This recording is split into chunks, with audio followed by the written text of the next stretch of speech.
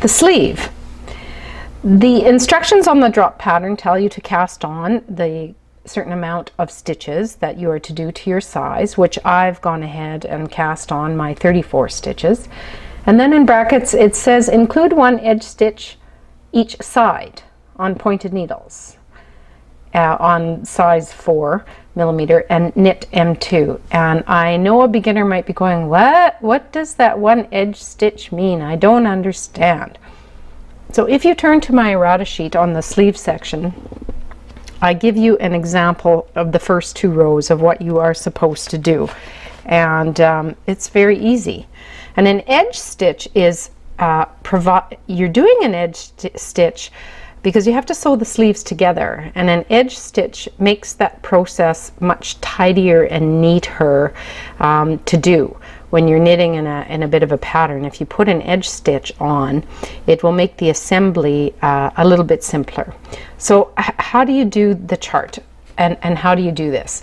So my errata sheet says row 1, knit 1. Well, that's not difficult. Okay. And then it says PM, which means place marker. And that is not so much to define the lace chart as for you to remember that that's where your edge stitch goes. Okay. And then you follow the chart. And so row 1 of the chart, if you're reading, even though it's showing it in groups of 4, you don't have to put your markers after each 4th stitch like you had to do on the other chart, because this other chart was a little more complicated. This is actually very simple, and you'll see why. So in row 1 you're just knitting right across, so I don't need to mark that with stitch markers. So you are just going to knit straight across, right across, which is what my row 1 says. So I'll pick this up in a minute when I get to the end. And I'm at the end there's 1 stitch left, which is going to be my edge stitch. So I'm going to place a marker. I'll just pick green because I'm having fun. And on my row 1, I knit 1. So on row 1 is your right side of the garment. So on all of your odd rows, the edge stitch you will knit. On all of the even rows, or the wrong side, the edge stitch you will purl. So no matter what happens in between, when you're doing the lace chart in the middle, this edge stitch on the right side you knit, and you knit, and on the wrong side of the garment you purl and you purl.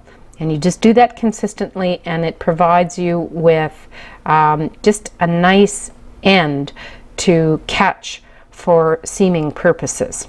So that was row 1, and you would mark that with your row counter that was row 1. Now row 2, I will only demonstrate a couple of these.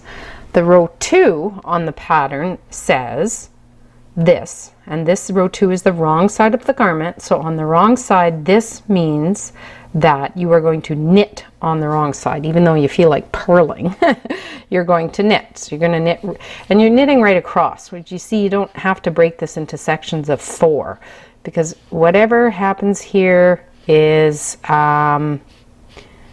carried on right through the whole row. So there's no point really in marking it off in grids of 4 like we did last time with the sleeve. Now you are going to knit on the wrong side except for your edge stitch, which is this one. Because this is the wrong side, the 1 edge stitch is going to get purled. Then we transfer the marker, and now you're going to do the pattern, and the pattern says that you are going to knit right across, and you're going to go ahead and do that, knit right across, transfer the marker, and then you're going to purl that last edge stitch, and that would be row 2.